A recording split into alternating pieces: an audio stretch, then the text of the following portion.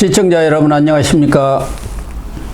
시사정담 시작하겠습니다. 이종근 전 데일리안 편집국장님 나오셨습니다. 안녕하십니까. 네, 안녕하세요. 이 국장님. 네네. 네, 국회에서는 어제 법사위가 네. 박상용 수원지검 부부장검사 네네. 탄핵 청문회를 열었어요.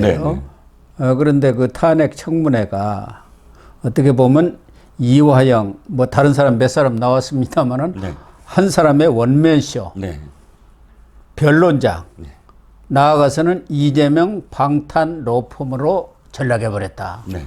이런 지금 비판의 소리가 나오고 있습니다. 그렇죠. 법적 개선이 있을 수 없는 일이다라고 이야기합니다. 왜냐하면 지금 항소심에서 재판을 받고 있는 피고인 아닙니까? 예, 그러니까요. 그 항소심에서 재판을 받고 있는 피고인에게 자신의 무죄를 주장하게끔 어떻게 입법부가 장을 마련해 주느냐. 판을 깔아준 거죠. 그렇다면 이제는 어떠한 범죄를 저지른 사람도 이렇게 어떤 자신의 정치적 목적을 위해서 입법부가 그 사람을 불러서 무죄를 막 주장하게 만들어주면 사법부의 방해, 사법부의 어떤 재판을 방해하는 게 아니냐. 그게 비일비재하게 일어날 수 그렇죠. 있는 게 아니냐라는 겁니다. 있을 수 없는 일인데 목적은 딱 한 가지입니다. 이재명은 대북송금에서 죄가 없다.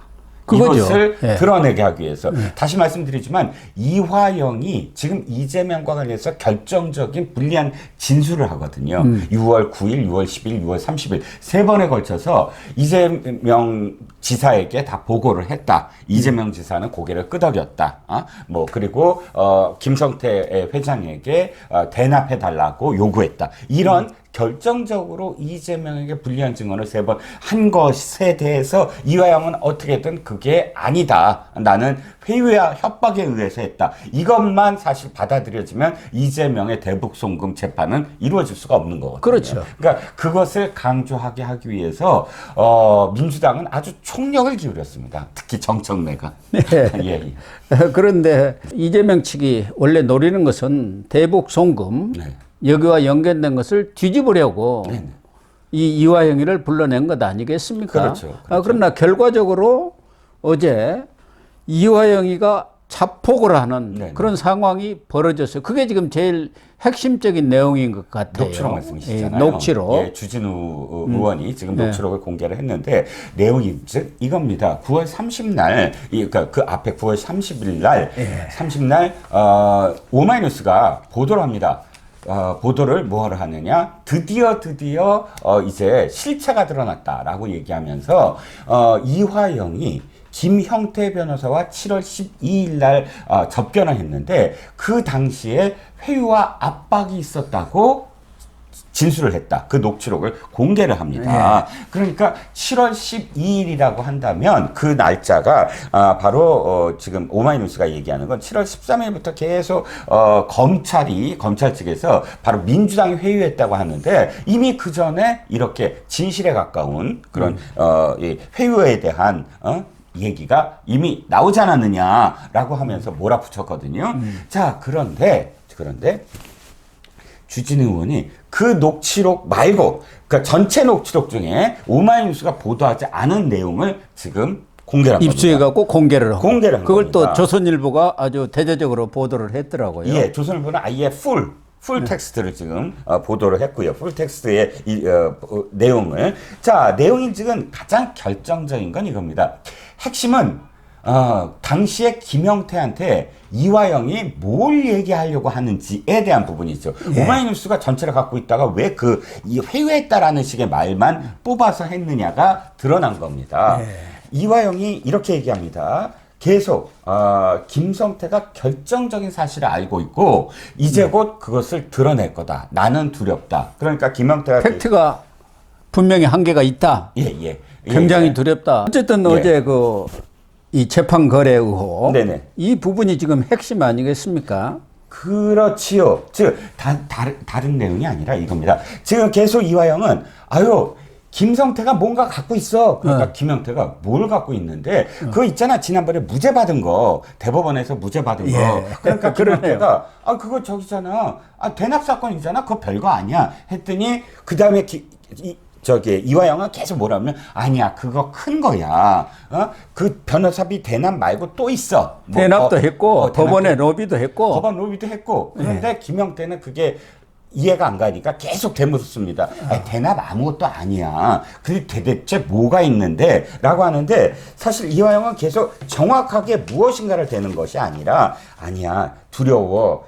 플러스 조금 더 구체적인 게 있어. 팩트가 있어. 그러니까 어떤 팩트가 있어? 도대체 아니 대납 나와도 죄가 아니잖아 라고 김영태가 얘기하니까 아니야 그거 말고 법원 로비 하고 여기서 끊겼습니다.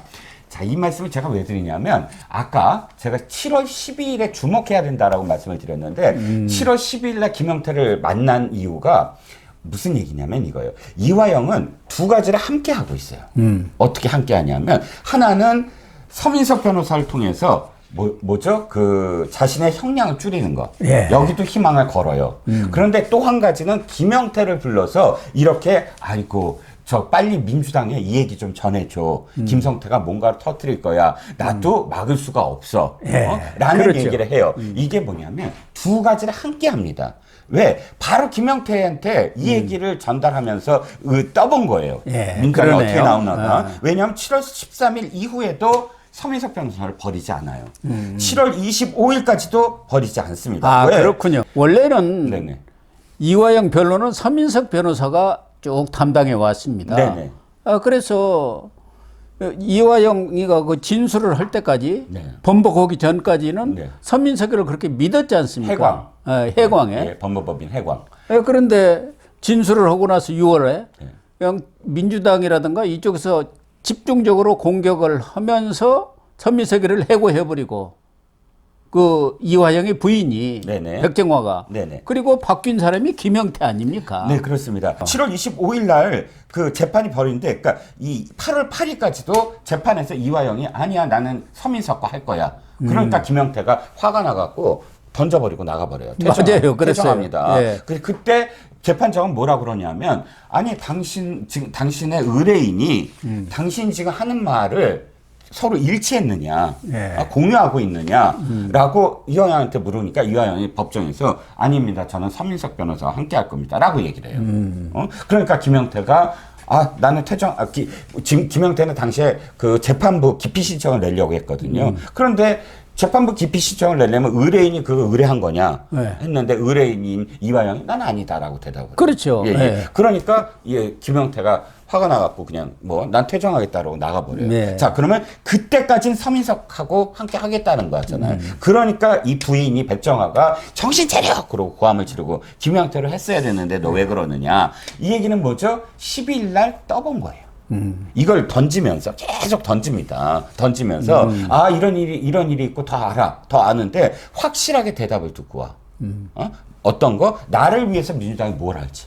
그렇죠. 예, 예. 그러니까 이 얘기를 바로 사실은 민주당에 전한 겁니다. 김영태 얘기를. 왜? 다음 날. 그러니까 김영태와 만날 7월 12일 다음 날인 13일을 박찬대가 서둘러 이우희를 만나요. 그랬군요. 예, 예.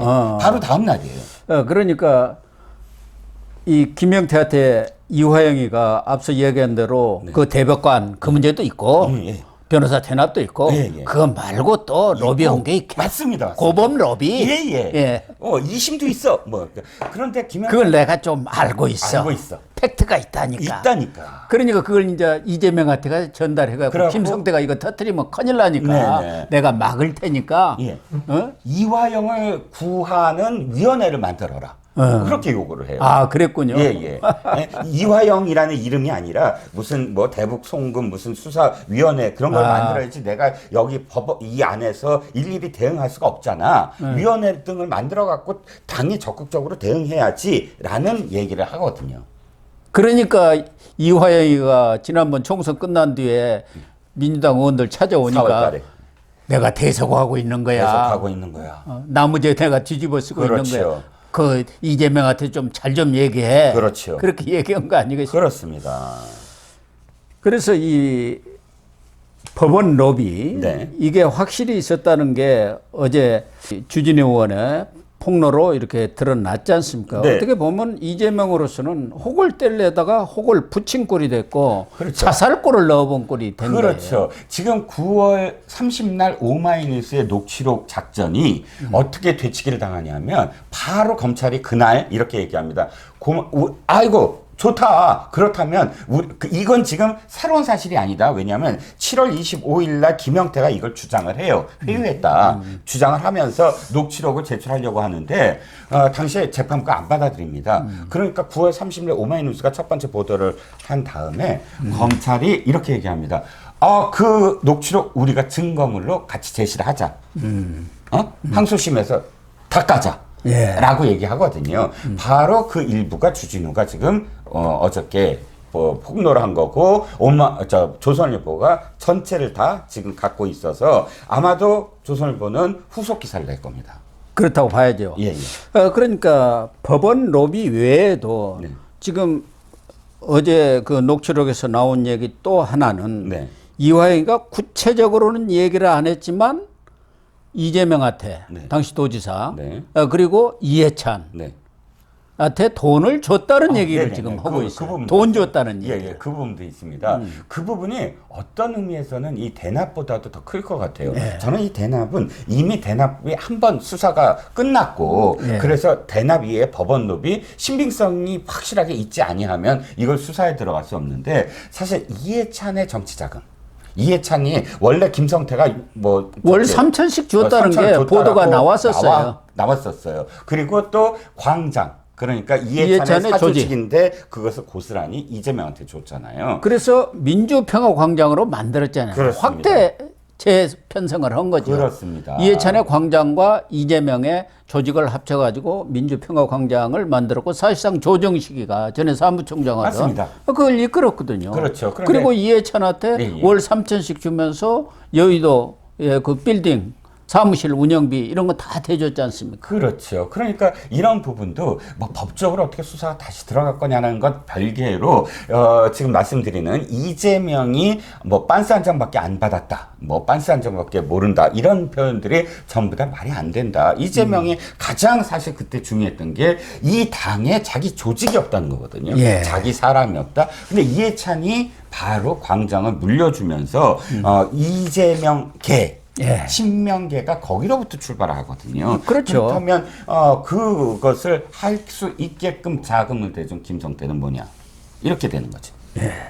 그래서 어제 녹취록을 보면은 저를 통해서나 혹은 김용을 통해서 이 지사 쪽에 후원금을 냈고 돈을 보냈고 그 조직을 관리했잖아요. 광장이라고 하는. 그 이해찬 대표도 관련이 있고 조정식 의원도 거기 관련이 있는데 거기에 들어간 비용을 김성태 자기가 댔다. 이렇게 하고 있는데 내가 그 내용을 좀 알고 있습니다. 그렇습니다. 이렇게 얘기한 거 아닙니까? 그렇습니다. 하나 수사는 들어가겠네요. 쪼개기 후원금에 대한 증거가 나왔습니다. 딱 나왔죠.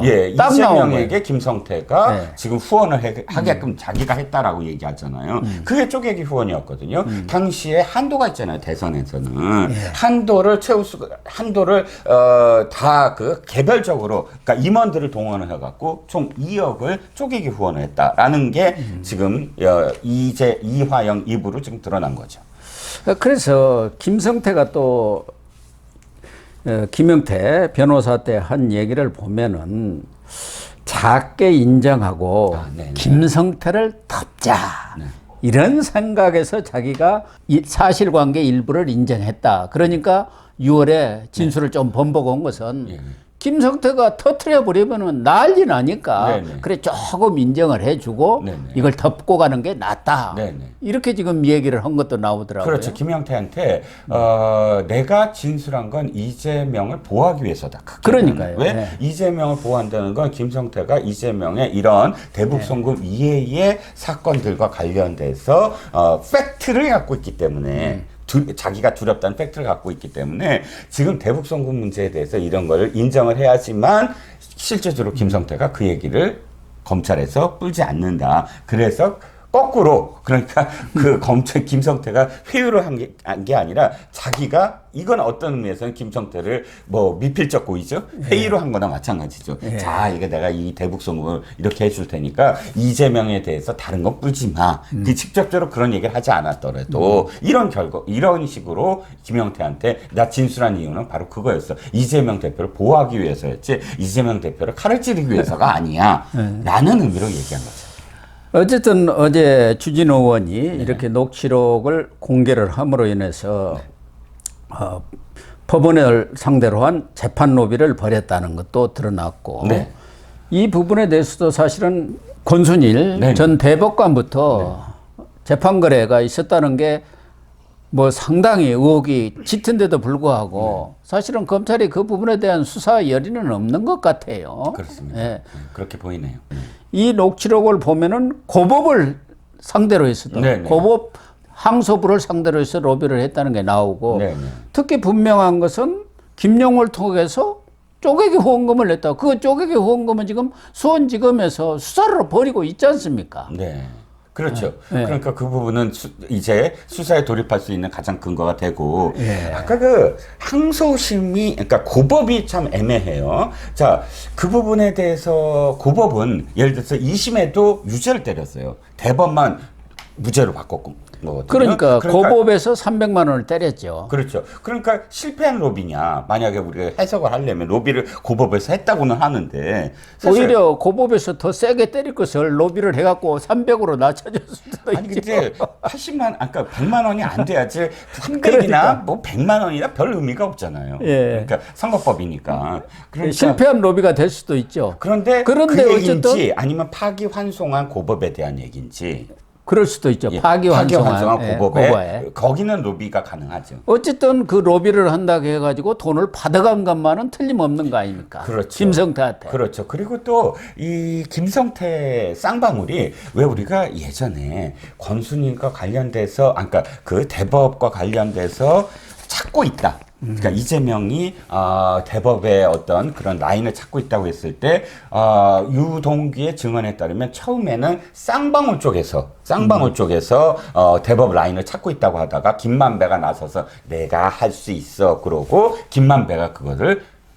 저기를 했다. 완전히 그 로비를 했다. 이런 식의 증언이 나오거든요. 그렇다면 쌍방울이 어느 정도는 이번 그때 당시에 대법 선고와 관련돼서 뭔가 역할을 하려고 했다라는 게 유동규 증언에 포함되어 있으므로 아예 신빙성이 없는 건 아니다는 거죠. 그렇죠. 그래서 그것은 기왕에 지나간 일이지만 이렇게 법원 로비를 이재명이가 적극적으로 한 것으로 드러난 상황을 보면은 지금도 이제 11월에 1심 선고가 내려지지만 시간이 많이 남아 있어요. 네, 그렇습니다. 그렇기 때문에 한성진 부장판사라든가 김동연 부장판사를 겨냥해서도 무슨 금품 로비는 아니라고 하다. 온갖 연주를 동원해서 재판 로비를 하지 않겠느냐. 그게 제일 걱정이에요. 제일 걱정은. 그럴 수 있죠. 이재명이가 가만히 앉아서 그래 저 두 판사가 알아서 자기 얘기대로 사필 규정을 해주겠지. 이렇게 기다릴 사람입니까? 당연히 아니겠죠. 배석 판사들도 있고요. 이재명이 아니라도 그 충성파들 있지 않습니까? 민주당에 제가 그 판사 뭐 친구하고 잘 압니다. 거기 무슨 부모하고 잘 압니다. 해가지고 엄청난 로비가 들어가지 않겠나. 그게 저는 제일 걱정입니다. 그렇죠. 그런 것을 이기고 이 두 판사가 제대로 판결을 해줘야 하는데. 그렇죠. 김만배로부터 알게 된 게 판사 로비가 진짜 있구나. 그리고 이렇게 엄청난 사건의 판결이 로비로서 이루어지는구나. 라는 걸 지난번 김만배 대장동과 뭐 기타 이 대법원 선고, 권순일 선고와 관련돼서 우리가 깨닫지 않았습니까? 그러니까 이제는 믿을 수가 없어요. 그래서 명태인 같은 정치 브로커, 로비스트만 있는 게 아니라 거물급 법조 브로커들이 있습니다. 법조에서도 그 사람이 나서면 해결되는. 그리고 엄청난 거액을 받는 사람들이 있거든요. 어쨌든 11월에 좀 판결이 잘 내려졌으면 합니다.